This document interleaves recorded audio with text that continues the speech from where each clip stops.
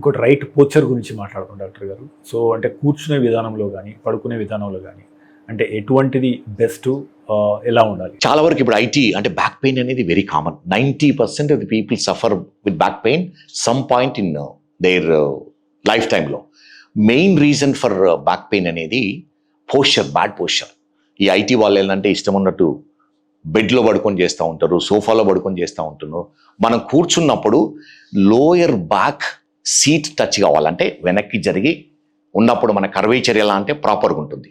ఆ lower back support ఉన్నప్పుడు rest of the spine ప్రాపర్గా ఉంటుంది. మనం కంప్యూటర్ చూసినప్పుడు మన ఐ లెవెల్లో కంప్యూటర్ ఉండాలి. టీవీ ఉన్నా సేమ్ లెవెల్, ఎవరితో మాట్లాడుతూ ఉన్నా కూడా మన ఐ లెవెల్తో ఉండాలి. అండ్ మోస్ట్ ఇంపార్టెంట్ అంటే పోస్చర్ అనేది 4 గ్రూప్స్ ఆఫ్ మసిల్స్ ఉంటాయి, ఫ్రంట్, 2 సైడ్స్, బ్యాక్. వీటికి రెగ్యులర్ ఎక్సర్సైజ్ చేసినప్పుడే మనకు తెలియకుండానే సబ్కాన్షియస్లీ మన పోస్చర్ని అవి మెయింటైన్ చేస్తుంది. అది very very important factor.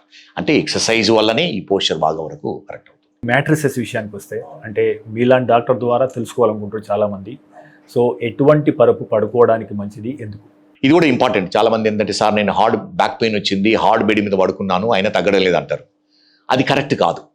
Mattress అనేది మన బాడీ స్మూత్గా ఉండదు, మనకు కొంచెం సాఫ్ట్ మ్యాట్రస్ అవసరం ఉంటుంది. మనం వేసుకునే బెడ్ మాత్రం హార్డ్గా ఉండాలి, చెక్కతో చేసింది, స్ప్రింగ్ది కాకుండా. దానిపైన 6 ఇంచెస్ మ్యాట్రస్, ఈరోజు రేపు మెమరీ ఫోమ్ అని చాలా వస్తున్నాయి, సాఫ్ట్ మ్యాట్రస్ వేసుకొని, కానీ కింద బెడ్ మాత్రము వెరీ హార్డ్ బెడ్ ఉండి దానిపైన మ్యాట్రస్ వేసుకోవాలి. దానివల్ల ఏమవుతుందంటే మనకు కంఫర్టబుల్ పొజిషన్ ఉంటుంది. అండ్ ఇంకొకటి ఏంటంటే there is nothing like orthopaedic bed, there is nothing like orthopaedic chair.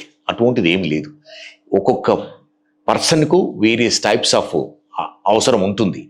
So basic principle ఏంటిదంటే మనం వేసే బెడ్ హార్డ్గా ఉండాలి, దానిపైన గుడ్ సాఫ్ట్ మ్యాట్రస్ ఉండాలి. అది చాలా ఇంపార్టెంట్.